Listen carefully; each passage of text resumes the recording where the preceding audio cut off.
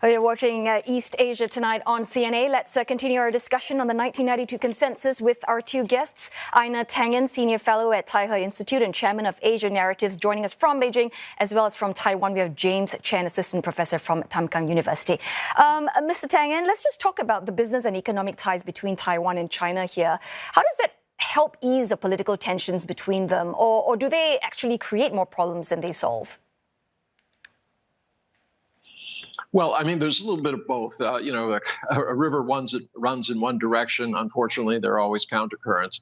So, one of the differences was that the mainland was at a different economic development stage when they first started opening up.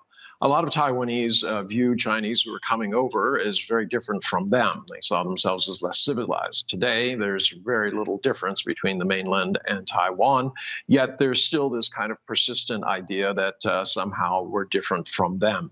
They're all Chinese, there's no dispute about that, but they just have this sense of difference.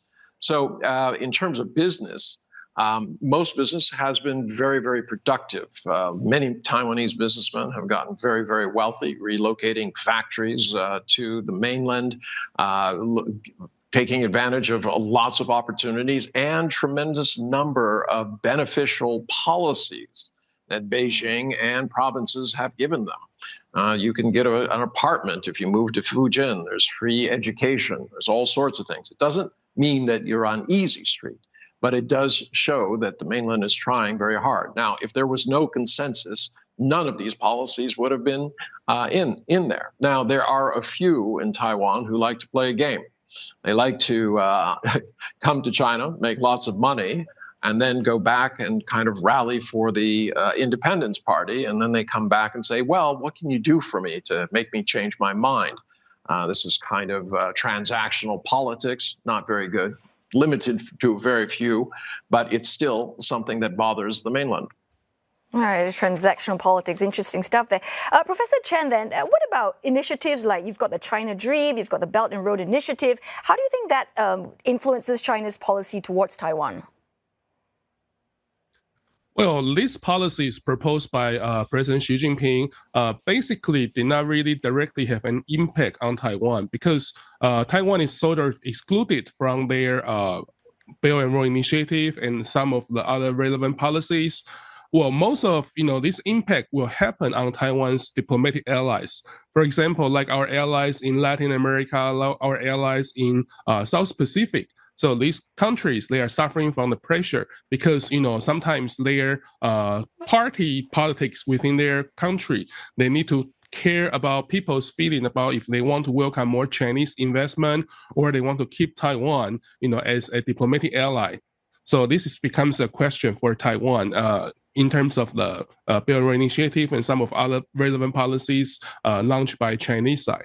And Mr. Tang, Taiwan's have got their new Southbound Policy to strengthen ties with Southeast Asian countries, basically to reduce dependence on China. Do you see the Taiwan's incoming President William Lai building upon that foundation and what the future might hold for Taiwan's policy in those areas? Well, I certainly think he'll try to continue. And the question is, how much money does Taiwan have? It's going to be very hard for it to compete with China. China has primary trade relations with over 120 countries and diplomatic relations with the vast majority. Taiwan has only a few holdout countries who are not economically important to Taiwan. Yes, they might see this as unfair, but this is something that they agreed to. Now, remember, China started picking off more countries when they repudiated the 1992 consensus. Up to that point, they had withheld trying to get countries to come over to their side. But the fact is, these countries, as James pointed out, feel that there are real advantages to dealing with China, and they're going to do that. Economics is very important these days, and countries have to find a way in order to benefit themselves.